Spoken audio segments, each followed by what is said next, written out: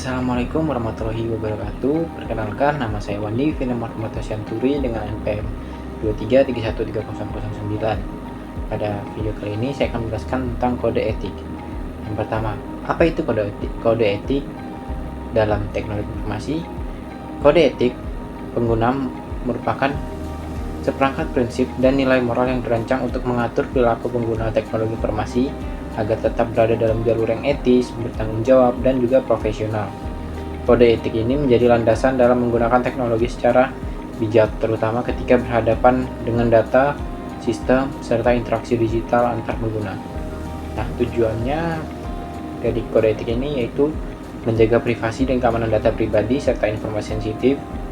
Yang kedua, mencegah penyalahgunaan teknologi untuk tindakan ilegal atau merugikan pihak lain. Yang ketiga, meningkatkan kesadaran etis dalam penggunaan teknologi sehari-hari. Yang keempat, yaitu mendorong profesionalisme dalam pengembangan dan pemanfaatan teknologi informasi. Siapa saja sih yang harus mematuhinya? Yang pertama yaitu ada individu pastinya, seperti pengguna media sosial, pelajar, mahasiswa, dan karyawan. Yang kedua yaitu profesional TI, seperti programmer, administrator jaringan, atau pengembangan perangkat lunak. Yang ketiga, organisasi dan perusahaan yang mengelola data pengguna dan sistem informasi. Yang keempat, yaitu lembaga pendidikan dan pemerintahan yang memanfaatkan TI dalam pelayanan publik. Mengapa penting? Karena di era digital saat ini, hampir semua aspek kehidupan bergantung pada teknologi. Tanpa panduan etika, teknologi bisa disalahgunakan untuk kejahatan, manipulasi, atau pelanggaran hak asasi manusia. Kode etik membantu menjaga keadilan, kepercayaan, dan keamanan dalam ruang digital. Yang kedua yaitu risiko dan dampak negatif jika kode etik diabaikan. Ketika kode etik dijalankan, berbagai risiko serius bisa muncul, beberapa di antaranya pelanggaran privasi.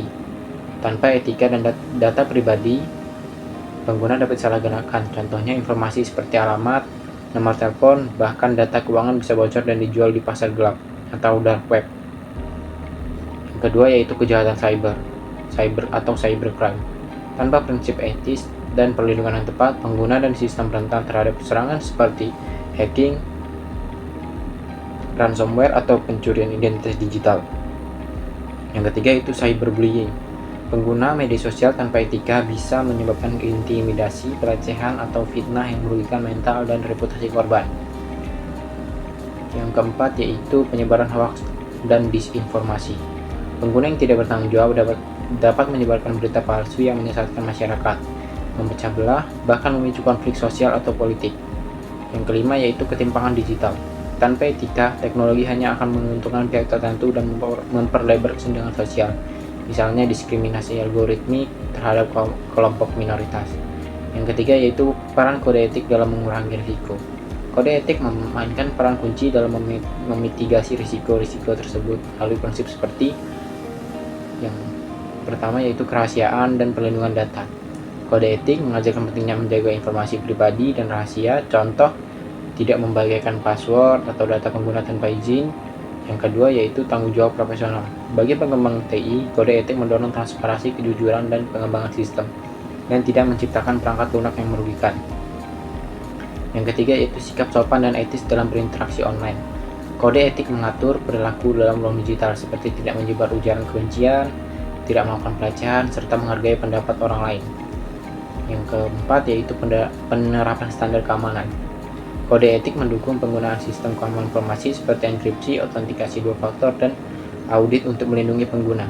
Contoh konkretnya yaitu sebuah perusahaan layanan keuangan mengikuti standar etika TI dengan menerapkan sistem keamanan berlapis dan tidak menjual data klien kepada pihak ketiga tanpa izin. Contoh kasusnya yaitu ada kasus positif yaitu GDPR atau General Data Protection Regulation di Uni Eropa. Peraturan ini menekankan perlindungan data pribadi dan mengharuskan perusahaan mematuhi kode etik privasi digital. Akibatnya, perusahaan-perusahaan besar seperti Google dan Facebook mengubah cara mereka mengelola data pengguna secara lebih transparan dan etis. Contoh kasus negatifnya itu skandal Cambridge Analytica. Perusahaan ini mengumpulkan data dari jutaan akun Facebook tanpa izin untuk kepentingan kampanye politik.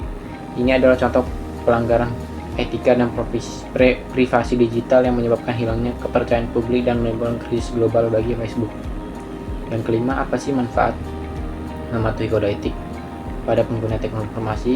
bagi individu, yaitu menjaga reputasi digital dan privasi, menghindari tindakan ilegal atau merugikan, membangun perilaku wasit dalam interaksi. Bagi organisasi, meningkatkan kepercayaan publik dan loyalitas pelanggan, mencegah pelanggaran hukum dan sanksi, menumbuhkan budaya kerja yang etis dan profesional. Bagi masyarakat, terciptanya lingkungan digital yang sehat, aman, dan inklusif, mengurangi kejahatan digital dan penyebaran hoaks, mendorong pertumbuhan teknologi yang berkelanjutan dan bertanggung jawab. Jadi kesimpulannya, kode etik pengguna informasi teknologi adalah kompas moral di era digital. Dengan mematuhinya, kita bisa menciptakan ruang digital yang lebih aman, beradab, dan adil. Etika bukan sekedar aturan, tetapi fondasi untuk masa depan teknologi yang membawa manfaat bagi semua. Sekian presentasi dari saya. Wassalamualaikum warahmatullahi wabarakatuh.